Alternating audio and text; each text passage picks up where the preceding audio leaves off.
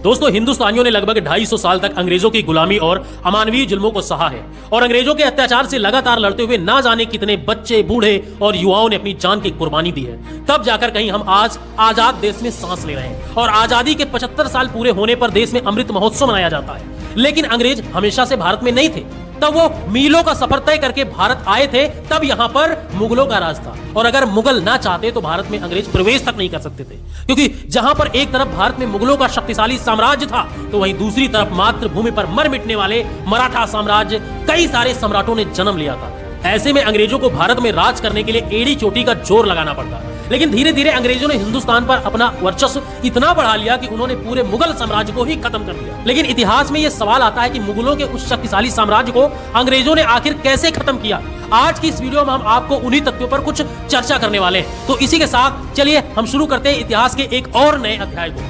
इतिहास बताता है कि 16वीं शताब्दी के अंत में भारत इतना संपन्न था कि पूरी दुनिया में जितना उत्पादन होता था उसका लगभग 1/4 हिस्सा केवल भारत में ही होता था और यही कारण था कि भारत को उस समय सोने की चिड़िया कहा जाता था और पूरी दुनिया की नजर इसी सोने की चिड़िया पर टिकी हुई थी। ऐसे में भला अंग्रेज कहां पीछे रहते। उस समय हिंदुस्तान में दिल्ली पर सम्राट अकबर का राज हुआ करता था। ऐसा माना जाता है कि अकबर अपने दौर के सबसे ज्यादा दौलतमंद राजा थे। लेकिन इस समय ब्रिटेन में गृह युद्ध की स्थिति बनी हुई थी और उस समय महारानी एलिजाबेथ प्रथम की शासन काल में अधिकांश अर्थव्यवस्था कृषि पर ही निर्भर करती थी। अफसोस की आपसी गृह युद्ध के चलते ब्रिटेन वैश्विक स्तर पर केवल 3 से 4% उत्पादन ही कर पा रहा था और इसी दौरान पुर्तगाल और स्पेन ब्रिटेन को पीछे छोड़कर उनके मुकाबले काफी ज्यादा तरक्की कर रहे थे। हालात इतने बिगड़ चुके थे कि ब्रिटेन के लुटेरे नाविक भी पुर्तगाल के जहाजों को लूटकर अपना काम चलाते थे, क्योंकि ब्रिटेन में लूटने के लिए कुछ बचा ही नहीं था। और इस दौरान एक ब्रिटिश नाविक को यात्रा के दौरान भारत के अपार संपदा और समृद्धि के बारे में पता चला और ब्रिटिश गवर्नमेंट तक यह खबर जल्द ही पहुंच गई। फिर समय आता है सन 1600 का, जब 200 ब्रिटिश व्यापारियों ने मिलकर एक कंपनी बनाई। उस कंपनी का नाम रखा ईस्ट इंडिया कंपनी और इस कंपनी के सदस्यों में जब अपनी राजनीति और कूटनीति महारानी एलिजाबेथ को बताई तो ईस्ट इंडिया कंपनी को सपोर्ट करने के लिए तैयार हो गई। इधर भारत में इस बीच बादशाह अकबर की मौत हो चुकी थी और अकबर के बाद मुगल बादशाह के तहत उनके बेटे जहांगीर की ताजपोशी कर दी गई। साल आ गया 1608 का और इधर जहांगीर दिल्ली के तख्त पर अंग्रेजों की चाल से बेखबर हिंदुस्तान पर राज कर रहा था और उधर कैप्टन विलियम हॉकिंग समुद्र के रास्ते गुजरात के सूरत में व्यापारी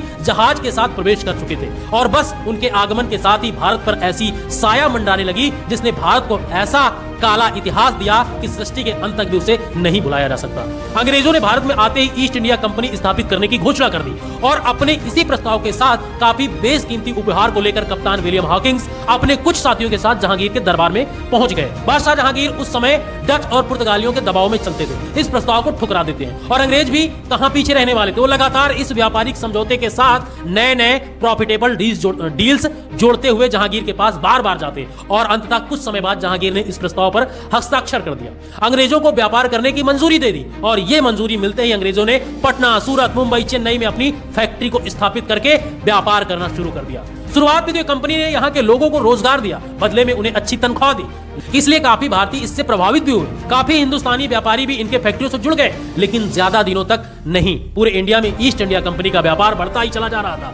अपने बढ़ते व्यापार की वजह से अंग्रेजों के मन में इतना ज्यादा लालच बढ़ गया कि उन्होंने भारत की सत्ता पर कब्जा करने की योजना बनाई और इसी उद्देश्य से 1686 में ब्रिटिशों ने मुगलों के खिलाफ जंग छेड़ दी और औरंगजेब से हुई इस जंग में मुगलों ने ब्रिटिशर्स को बुरी तरह से हरा दिया। इस हार से ब्रिटिशर्स को एक बात तो समझ में आ गई कि मुगलों को लड़कर तो हरा नहीं सकते, लेकिन उन्हें भारत पर कब्जा भी करना था, जिसके लिए उन्होंने कूटनीति अपनाई। इसका उन्हें फायदा वर्षों बाद तक भारत के धूर्त नेता आज भी उठाते हैं और राज करते हैं और वो कूटनीति डिवाइड एंड रूल्स की, यानी आपस में फूट डालो और इन पर राज करो। जंग में हारने के बाद ब्रिटिशर्स ने औरंगजेब से माफी मांगकर यह वादा किया कि वो दोबारा ऐसी गलती कभी नहीं करेंगे और औरंगजेब ने भी उन पर कुछ जुर्माना लगाते हुए उन्हें माफ कर दिया और उन्हें अपना व्यापार इस तरह जैसे चल रहा था उनका उसी तरीके से फिर से चलना शुरू हो गया। लेकिन मुगलों द्वारा अंग्रेजों को माफ करना ही मुगलों के अंत का सबसे बड़ा जरिया बना, क्योंकि 1707 में औरंगजेब की मौत के बाद कई लोग मुगल सल्तनत पाने के लिए आपस में ही एक दूसरे से लड़ने लगे और इसी लड़ाई के चलते एक समय ऐसा आया जब कुछ कमजोर शासक मुगल बादशाह बन गए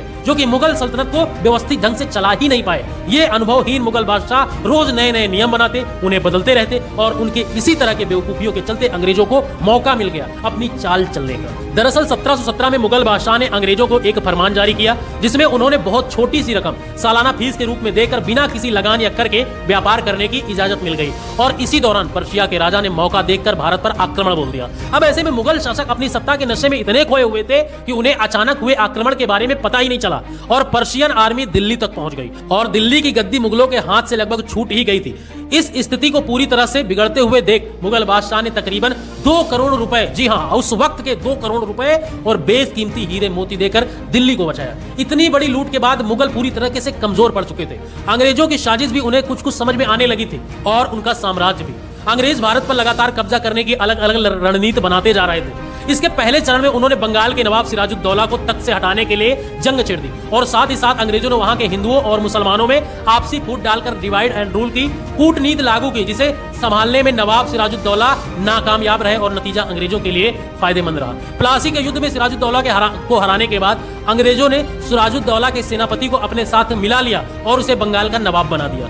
समय के साथ साथ अब अंग्रेजों की ताकत बढ़ती जा रही थी। सन 1764 में अंग्रेजी फौज ने बक्सर के युद्ध में अवध के नवाब, बंगाल के नवाब और मुगल नवाब शाह आलम द्वितीय, इन तीनों को हरा दिया। इसके बाद निजाम और मराठों के बीच में फूट डलवाकर अंग्रेजों ने पहले तो उन्हें लड़वाया और फिर उनकी लड़ाई का फायदा उठाकर खुद उनकी कमजोर सेना को हराकर उनकी रियासतों पर कब्जा कर लिया। और अंग्रेजों ने अपनी इसी रणनीति और कूटनीति को अपनाते हुए 18वीं शताब्दी तक भारत के हर एक क्षेत्र में अपना संपूर्ण कब्जा जमा लिया। इसके बाद उन्होंने अपना व्यापार, अधिकार क्षेत्र की अन्य कई चीजों पर अपनी मनमर्जी टैक्स लगाकर काफी कमाई की और भारत को अंदर तक लूट लिया। अंग्रेजों को भारत में पूरी तरीके से राज करने के लिए उन्होंने कुछ भारतीयों को साथ शामिल करना था और उन्होंने उन बड़े जमींदारों को अपने साथ मिला लिया जिनसे उन्हें आगे चलकर काफी ज्यादा फायदा हो सकता था। यूं तो अंग्रेजों ने भारत में कुछ बहुत सारे अच्छे काम भी किया, जैसे कि एजुकेशन पॉलिसी लागू कर रोड कंस्ट्रक्शन, रेलवे वगैरह लाना, जिससे कई सारे समाज सुधारक अंग्रेजों से प्रभावित हुए और उनका साथ देने लगे। लेकिन यही विश्वासघात की वजह थी कि 1857 की स्वतंत्रता क्रांति के दौरान